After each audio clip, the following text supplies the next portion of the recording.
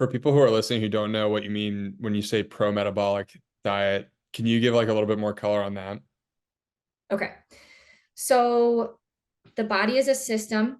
It does not operate independently. Like all your systems don't operate isolated from each other. The body is a system, and the internal environment inside of you impacts function. So one of Repeat's most like famous ideas and principles is that structure and function are interdependent at every level, meaning the better your structure is inside the body, the better that organ or system is going to function.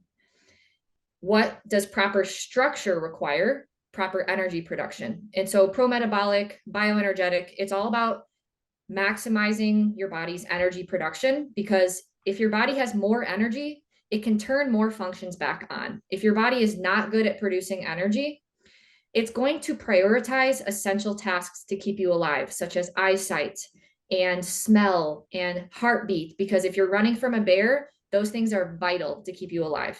If you don't have much energy, it's going to down regulate non-essential tasks. So non-essential tasks are going to be like hormone production or gut health, pooping every day. Like it doesn't matter if you're running from a bear that you haven't pooped that day. That doesn't matter. Right. And so it can start to slow down essential tasks because it's in hibernation mode. Like it's preserving energy for what's vital. And so with pro-metabolic and bioenergetic, the better we are at producing energy, the more energy our body has to turn on functions so that you can live a better life. Hmm. And so the way that you can assess your energy production really easy at home is a body temperature and pulse measurement. I thought I had my thermometer and my pulse thing.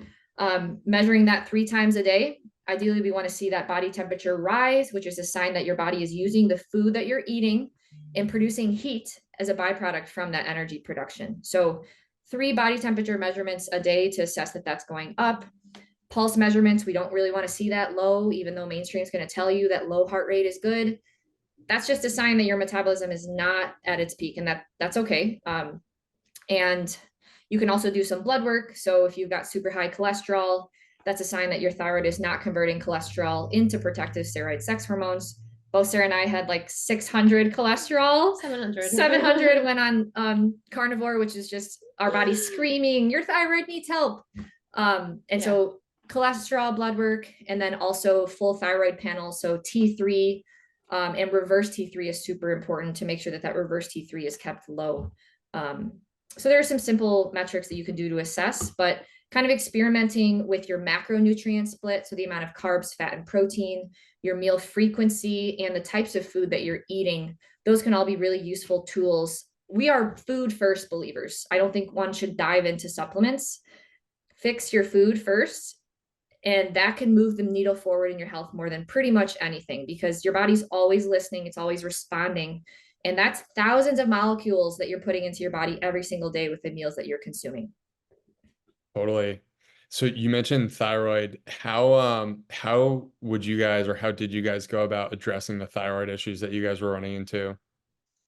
So for a long time, You real quick, she made us like wake up at a certain point. I was so just, I felt like, okay, I really still do credit carnivore for a lot of like eye-opening realizations and connecting us to farms and stuff, And inflammation reduction. inflammation reduction. But there was this analogy where at a certain point, I felt like I had a corset on and I was like so stressed and like I couldn't just like relax and just be in the moment.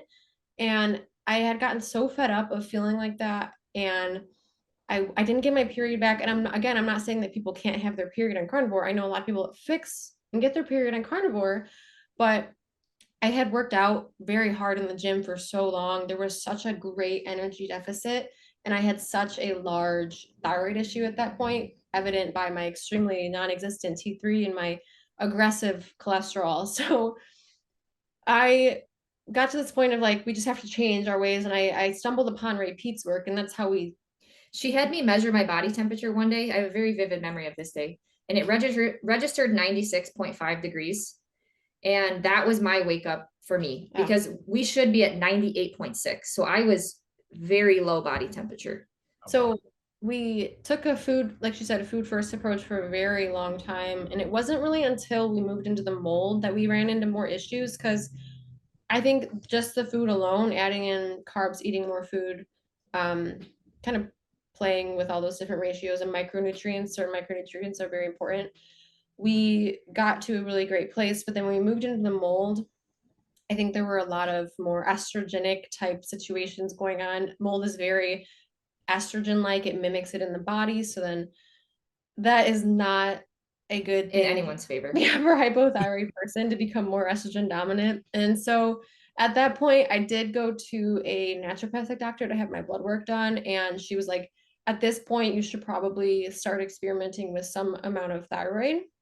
And so I actually find that thyroid supplementation can be extremely beneficial for somebody who, you know, has environmental toxin illness or has been hypothyroid for so long that it's almost like, wow, you've got a long way to go, because it's just like it helps the body get to this point where it can start functioning better. It can start pooping more, which means you can get more toxins out. And Yeah. this is just kind of like a domino effect. You become less estrogen dominant the more and more you poo. So I took thyroid hormone supplementation. I still do. So that was kind of for me like the recognition that a lot of people who have insert all these different symptoms kind of have a thyroid problem, and that should be one of the first things that we check in on and address. And first, like we said, you should try to just adjust your food and see if that helps, but don't steer away from possibly needing a little bit of assistance to get you to the place that you need to be. So as an example, structure and function are interdependent at every level. If your body is not producing enough energy to support a proper gut lining, that's when leakiness is going to happen. So you're going to react to more and more foods because your body doesn't have enough energy to keep and maintain a gut lining.